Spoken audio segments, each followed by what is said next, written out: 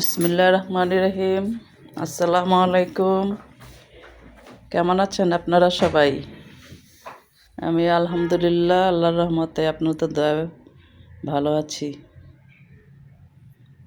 আজকে প্রথমে দেখতে পারলেন যে বাঁধাকপি কাটতেছি, আর এখন দেখতে পাচ্ছেন বাঁধাকপি মুরগি দিয়ে মশলা দিয়ে মাখাইতেছি। এগুলো এখন ভেজে বাঁধাকপি দিয়ে রান্না করা হবে, সেটাই আপনাদের সাথে শেয়ার করার চেষ্টা করতেছি। বাঁধাকপি কেটে নিয়েছি আর মাংসগুলো মাখায় নিলাম। এখন আমার বউয়ের হাতের রান্না দেখবেন। আমার বৌমা বাঁধাকপি দিয়ে মুরগির মাংস দিয়ে রান্না করবে। মুরগির মাংস রান্না করার জন্য পেঁয়াজ দিয়ে তেল দিয়ে ভেজে নিতেছে। এখন দিয়ে দিব মশলা এক এক করে। আপনারা দেখুন কেমন লাগে নতুন বৌমার হাতের রান্না। আপনারা কমেন্ট করে জানাবেন। আমাদের কাছে তো আলহামদুলিল্লাহ ভালোই লেগেছে। আপনাদের কাছে কেমন লাগে সেটাই জানাতে চেষ্টা করবেন। যারা পারেন জানাবেন। যদি ভুল ত্রুটি হয়ে থাকে যে এইভাবে বা এইভাবে হলে ভালো হতো, সেটাও বলতে পারেন। এক এক করে মশলাগুলো দিয়ে দিল। এখন এগুলা কষাবে। বৌমার হাতের রান্না। অনেকের বৌমা রান্না করতেও পারে না। আমার বৌমা তো মোটামুটি একটু রান্না করতে পারে। আমাদের পাশের ফ্ল্যাটের ভাবি শোভনের বউ আসছে পরে কিছুই নাকি জানে না, চাটাও বানাইতে জানে না। তা আলহামদুলিল্লাহ আমার বউর ফার্স্ট দিন চাটা খুব বেশি একটা ভালো না হলেও এখন মাশাল্লাহ ভালোই চা বানায়। রং চা আরও বেশি ভালো বানায়।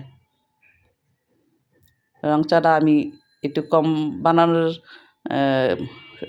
মজা করে বানাইতে পারি না, কারণ আমি রং চা খুব একটা খাইতে পছন্দ করি না। দুধ চা খাই। আমার দুধ চাটা মোটামুটি ভালো হয়, সবাই ভালোই বলে। রং চাটা খুব একটা বানাই না, কিন্তু আমার বৌমা রং চাটা ভালো বানায়।